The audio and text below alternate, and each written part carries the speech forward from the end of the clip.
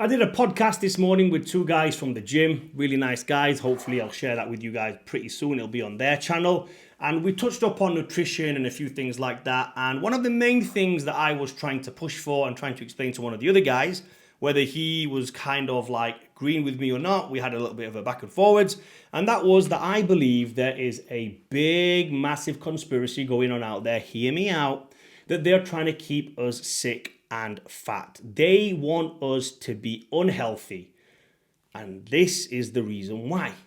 Money.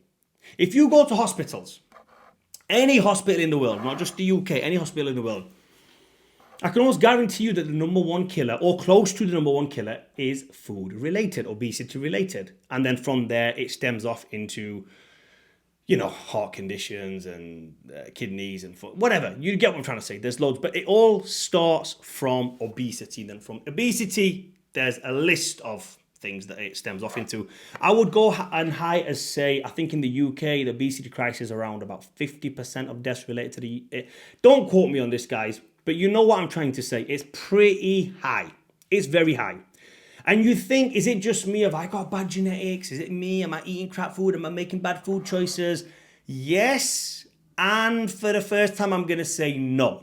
And I'm going to tell you why. They want you to be sick. They want you ill. Let's start with the hospitals.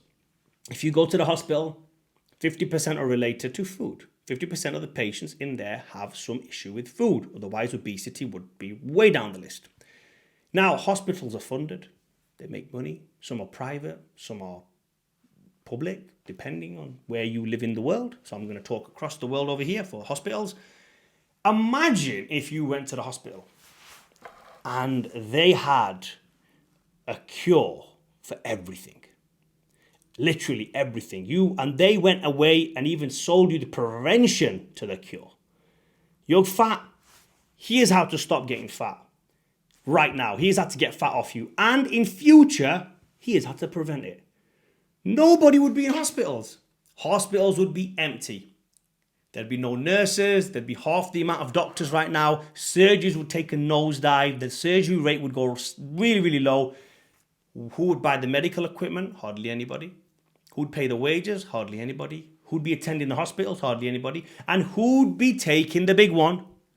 The pharmaceuticals. Who'd be taking the pills? Who'd be taking the medication? Hardly anybody.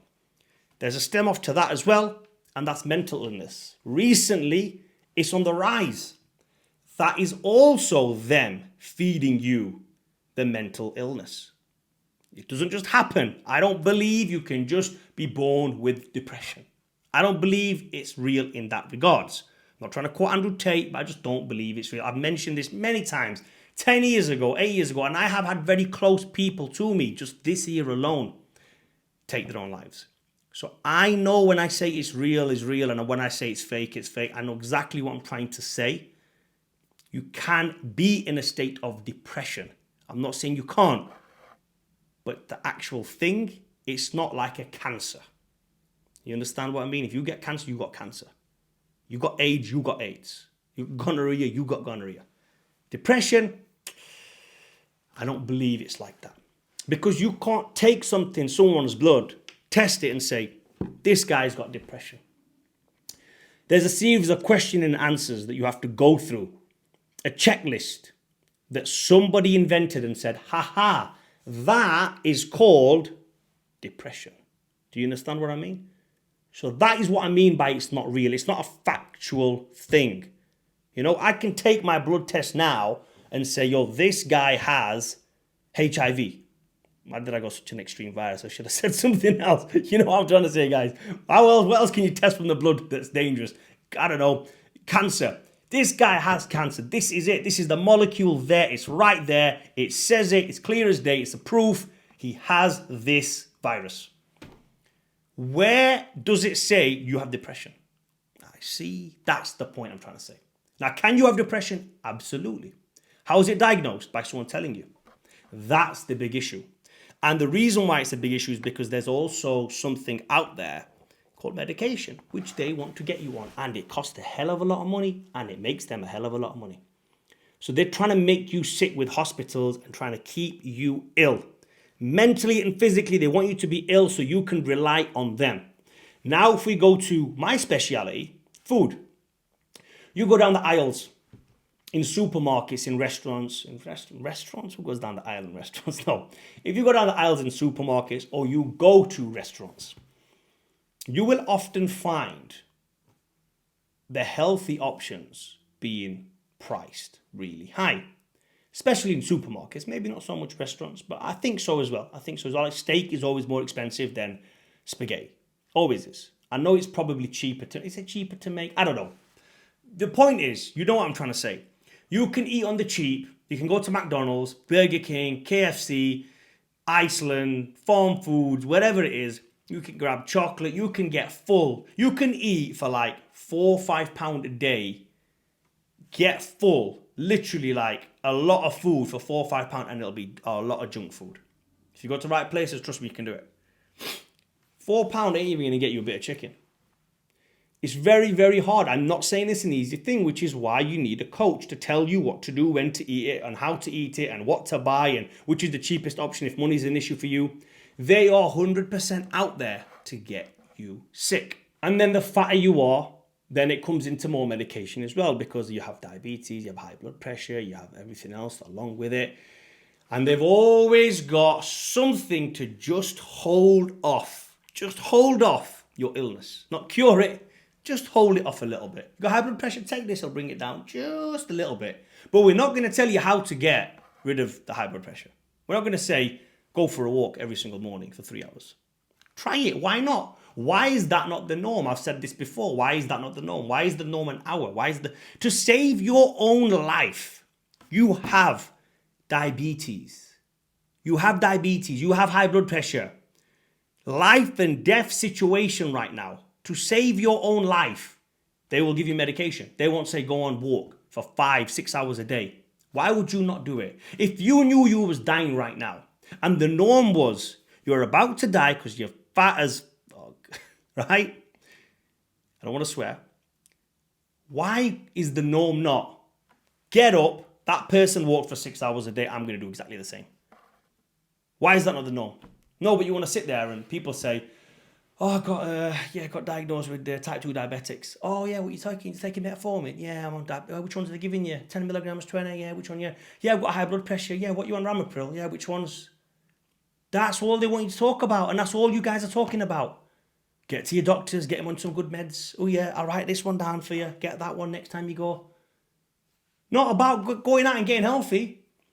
You don't go there. 50% of the people that get admitted into hospital for obesity, it should be a guy sat there and not the dietitians that they have. You know, this is another discussion I had today. I'm just going to tell you guys it as well, very quickly. You know, we talk about TRT a lot. TRT. They had some of the best medical experts in the UK to do the tests scientifically. This is why I don't like science. I do and I don't. Scientifically, to figure out what is the best testosterone replacement therapy available. And do you know what they came out with? Something like Deca, Nebido. I know a couple of guys called me out on this, guys. I said in that video, it's like Deca, Nebido. I never said it is Deca. Cypionate is like enanthate. It's not the same thing, but it's very similar. And Nebido, I call it Deca. So yeah, it is Deca. Who cares? They tell you to take Deca, 4 mil in 1 day for 12 weeks. Are you ridiculous? Are you crazy? 4 mil in 1 day. You know, even if they were very close and they said, take 1 mil every 4 weeks, I'd be like, you know what? I don't really think that's the right way to do it, but I kind of get where they're going with this. You know, how about we split it and we do 0.5 mil every fortnight? That might be a little bit better. Or how about we take a quarter every week? I see. We're getting somewhere. Science, that would be the research done on it. Professionally, that would be the research done. Scientifically, that is what comes up correctly. So which scientists did they use to tell you, let's give you 4 mil in 1 day for 12 weeks? Absolutely ridiculous, guys. Absolutely ridiculous. So are they making you sick? Of course. 100%. Do not think that going to the hospital, they're going to try and help you. Now, I'm not against hospitals here, guys. Listen, here's another thing as well. If you're ill, by all means, I'm not a medical expert in that field. Go to hospital, check it out. But if you are fat, you're overweight, hire someone like me. That's what I would say. Let me clear your mind of all this fogginess. If you feel depressed, if you feel down, if you feel sad, a bit anxious, hire someone like me. Don't go to a psychiatrist. Trust me on this one. Don't take your Prozac. Don't take your pills. Don't let them diagnose you. The second you go for that diagnostic thing, you're done. You're done there. You're already in the system because you already think there's something wrong with you. You need to stop it right before there, which is why I keep talking about our warrior mindset.